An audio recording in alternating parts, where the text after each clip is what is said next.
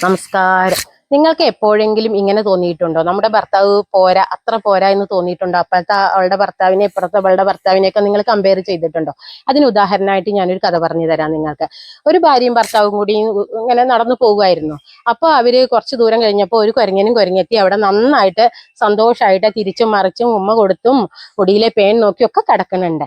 അതില് ഭർത്താവിനോട് അവള് പറഞ്ഞു, കണ്ടോ ഇങ്ങനെ വേണം കുടുംബജീവിതം എന്ന്. അപ്പൊ ഭർത്താവ് പറയുന്നു, നീ ആ കുരങ്ങെത്തിയെ ഒന്ന് എറിഞ്ഞു നോക്കേ പറയും. അപ്പൊ ഒരു കല്ലെടുത്തിട്ട്, എന്തിനാണാവോ അങ്ങനെ പറഞ്ഞു വിചാരിച്ചിട്ട് അവളൊരു കല്ലെടുത്ത് കുരങ്ങെത്തി എറിഞ്ഞോട് കൂടിയിട്ട് കുരങ്ങൻ ഓടി, ജീവനും കൊണ്ട് ഓടിപ്പോയി. കുരങ്ങെത്തി മാത്രമായി അവിടെ. അപ്പോൾ അയാൾ ഒന്നും മിണ്ടിയില്ല. കുറച്ചു ദൂരം കഴിഞ്ഞ് നടന്നു പോയപ്പോൾ അവരൊരു സിംഹത്തിന്റെ പെൺസിംഹത്തിനെയും കണ്ടു. അപ്പൊ ആ സിംഹം ഇവളുടെ ഭർത്താവിന്റെ സ്വഭാവം പോലെ ഏകദേശം അവൾക്ക് തോന്നി, ഒരു തരം ക്രൂരൻ. ഒന്നും മിണ്ടണമില്ല, ഭാര്യയോട് സ്നേഹത്തോടു കൂടി പെരുമാറുന്ന ഒന്നുമില്ല. അങ്ങനെ അവരവിടെ അങ്ങനെ കിടക്കുകയാണ്. അപ്പോ ഭർത്താവ് ഭാര്യയോട് പറയാണ്, നീ ഈ പെൺസിംഹത്തിനെ ഒന്ന് എറിഞ്ഞു നോക്കേന്ന്. അപ്പൊ എന്തിനാണാവോ ഇതൊക്കെ പറയണ വിചാരിച്ചിട്ട് അവൾക്ക് അത്ര ബുദ്ധി ഇല്ലാത്തതുകൊണ്ടാണല്ലോ ഭർത്താവിനെ പറ്റിയിട്ട് അവൾ ഇങ്ങനെ ചിന്തിച്ചുകൊണ്ടിരിക്കുന്നത്. നല്ലതാണ് അവളുടെ ഭർത്താവ് സത്യത്തില്. അതിൽ അവൾ എന്ത് ചെയ്യുന്നു, പെൺസിംഹത്തിന് ഒരു ഏറ് കൊടുത്തു.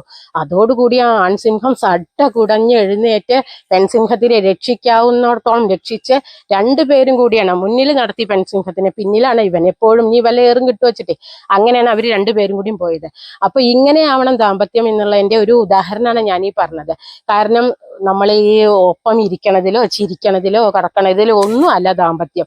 നമ്മളെ കെയർ ചെയ്യുക. നമ്മളെ ഭർത്താക്കന്മാര് നമ്മളെ എന്തെങ്കിലും ഒരു ആപത്ത് വരുന്ന സമയത്ത് കെയർ ചെയ്യുക.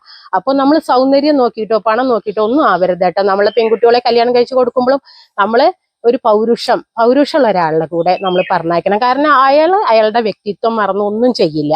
അവളെ മരണം വരെ സംരക്ഷിക്കും. അയാൾക്ക് ആയുസ്സുള്ള കാലം വരെ അവളെ സംരക്ഷിച്ചുകൊണ്ടേയിരിക്കും.